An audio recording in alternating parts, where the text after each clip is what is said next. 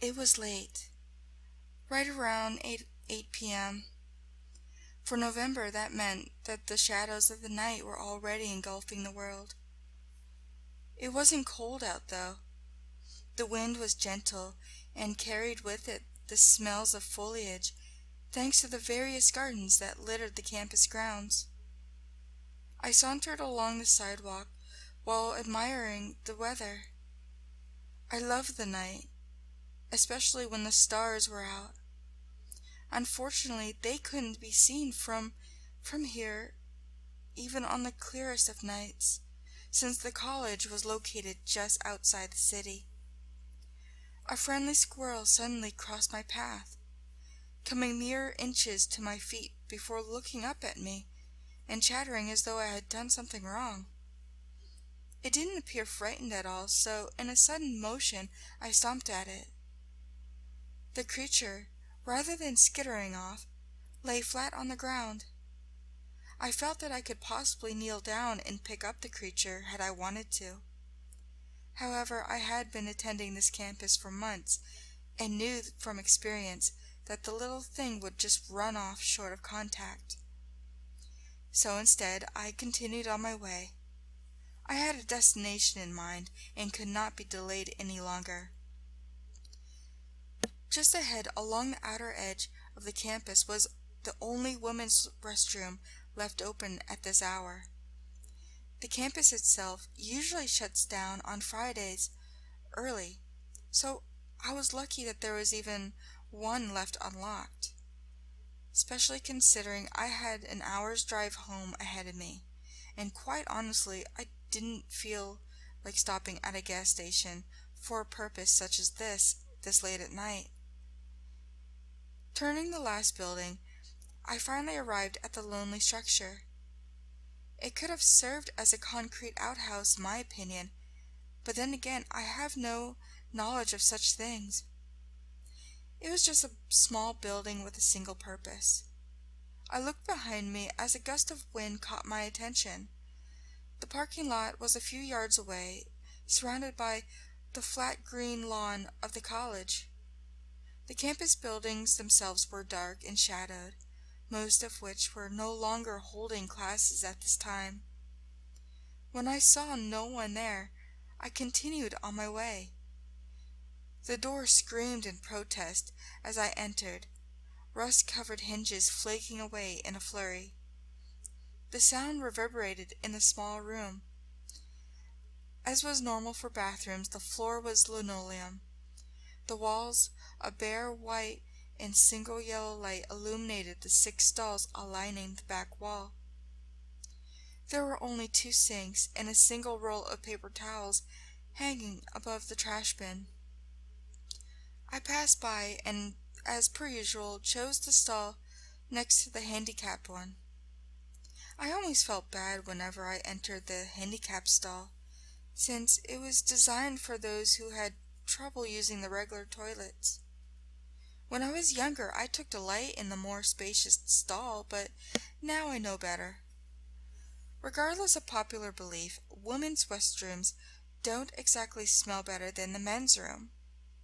For various reasons, it had always smelled worse. I would know. In high school, I had once been dared to enter every men's room on the campus. I did, of course, being the daredevil that I was. This time it smelled worse, as though something had died and been left to rot in the small hanging trash box along one of the stall walls. Knowing the sorts of things that would have normally been thrown in there, I didn't feel the urge to investigate and set my mind to finishing my business. It wasn't until I finished when I heard something. A slight gasping sound, as though someone with asthma was in the stall beside me. Not having heard anyone enter the restroom, I did the immature thing and looked. I leaned forward and tilted my head until I could see under the wall to my left, allowing me to peer into the 4 stalls beside mine. At first I didn't see anything. They were all empty, so I figured the sound was probably coming from the handicap stall beside me. Before I could turn my head, however, I noticed a pair of legs drop down from the stall at the far end. That's when I realized someone had been standing on the toilet in the first stall. The legs were bare, probably meaning the owner had a dress on or shorts. As for the missing shoes, I wasn't certain. People don't just wander in the city shoeless. Not that I knew of, anyway. Relieved at finding the culprit, I sighed and closed my eyes, ready to sit up and leave, when something else happened. A head popped down from the last stall, obviously belonging to the same person, although something had seemed off about her. She seemed to be a brunette with wild, unkempt hair. Her skin was very pale, as though she hadn't seen the light of day in years. Features on her face were more prominent, thin and shadowed. She looked rather young to be attending college, maybe a high school freshman. Either way, her cheeks and eyes were unnaturally sunken in. Her eyes, however, appeared to be pure black. Now, I was 4 stalls away from her, and making all kinds of judgment calls on this girl, when I realized I had just been caught peeping at her.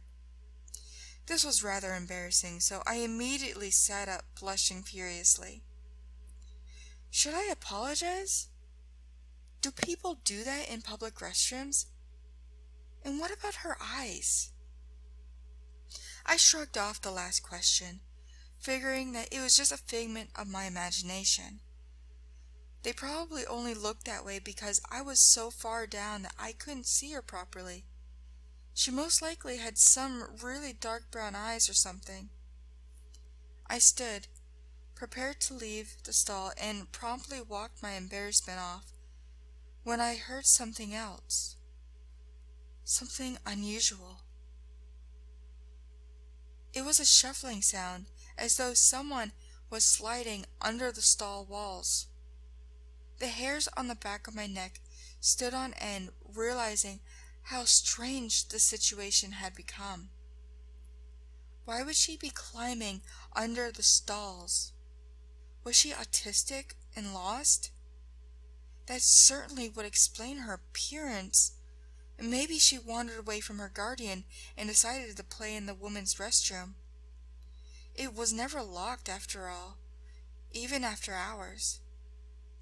I decided I would call the police and report her in case she was a missing person.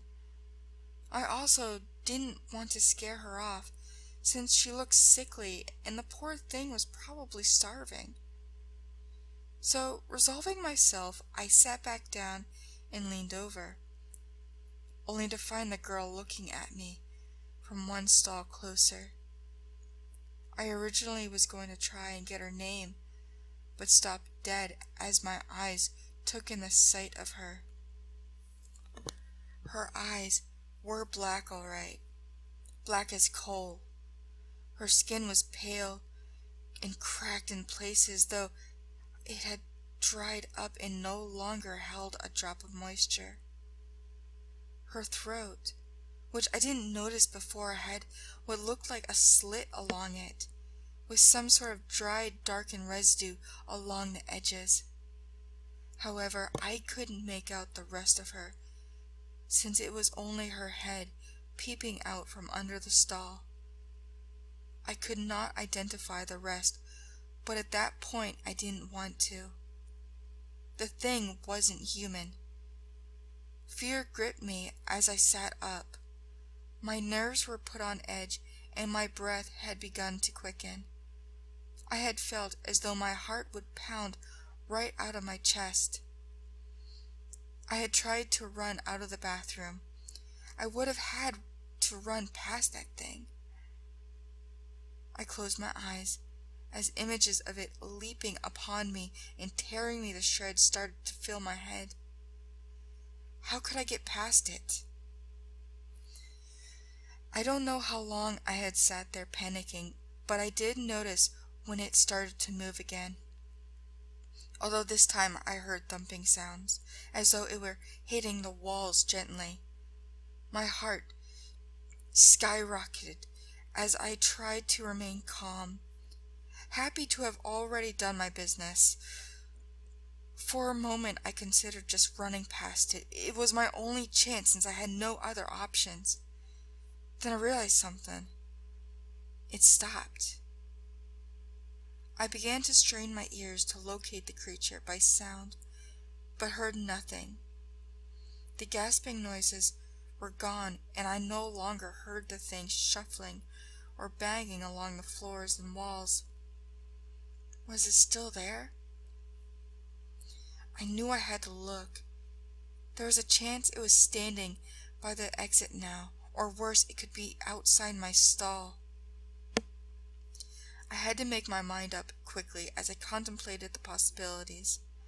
Eventually, I manned up and took one last look under the stalls.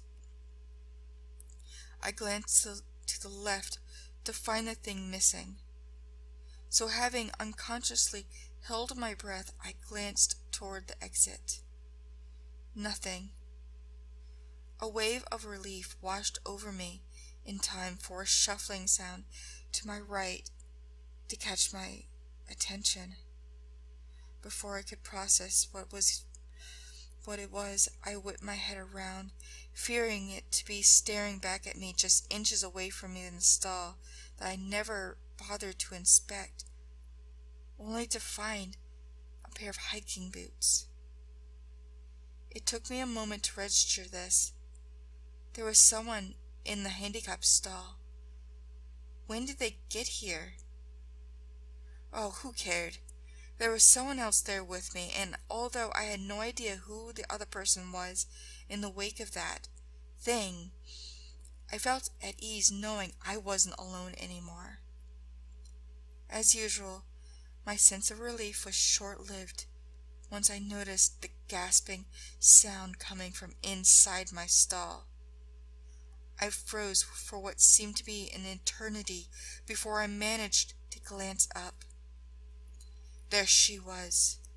A blast of fetid air washed over me, much stronger than the original stench from before. Her face was contorted in anger, her wild hair was knotted up and flying about her head as those dark pits sneered into my very soul. Her mouth was molded into a fierce grimace, cracking her lips and revealing rotted teeth, and then, while looking into that monstrous eyes, I came to a revelation. It was hungry, and it wanted me. That thought was the only motivation I needed to make a bolt for it. I slammed so hard into the stall door that the lock broke clean off as I stormed through the exit. I wanted to run to my car, to drive home, to curl up in my bed and pretended that it was all a bad dream, and I would have if it weren't for the girl I nearly ran into. We nearly collided, but I managed to swerve out of her path just in time. This girl was wearing a rather trendy mini jacket, slightly torn jeans, and a white tank top. She gave me a strange look before going into the restroom. I should have said something, maybe warned her of what awaited in there. But I stood, once more straining my ears to hear the slightest sounds. But silence fell upon me. A few more minutes later, I began to piece everything together. Realization flooded my thoughts as things began to make sense. Whoever was in the handicap stall must have had their feet pulled up when I first walked in. They were probably recording the sounds, hoping for screams, or worse. Were they filming me in that stall? The other girl was probably some really well-dressed actor who was there just to scare the crap out of any poor soul who wandered in. Well, screw them. I turned on my heels and hurried to my car, cell already out. I informed the police of the dirtbag who had been filming me in the stalls. I knew that filming anyone in the bathroom, prank or no, was illegal. They said they'd look into it, and I was able to drive home worry-free. Oh, how I regretted that. The next day I arrived on campus, only to find it locked down and swarming with cop cars and officers. A girl had been murdered in the restroom last night. Estimated time of death, 8:34 p.m. It was the girl I had run into. Apparently, there had been a series of murders in the city. A man had been spotted on some of the sites leaving the women's restrooms where the girls were found. He would apparently wait in the handicap stalls until the girls headed for the sink to wash their hands. Then he would come out from behind them and slit their throats. Whatever that thing was in the bathroom, it had saved me.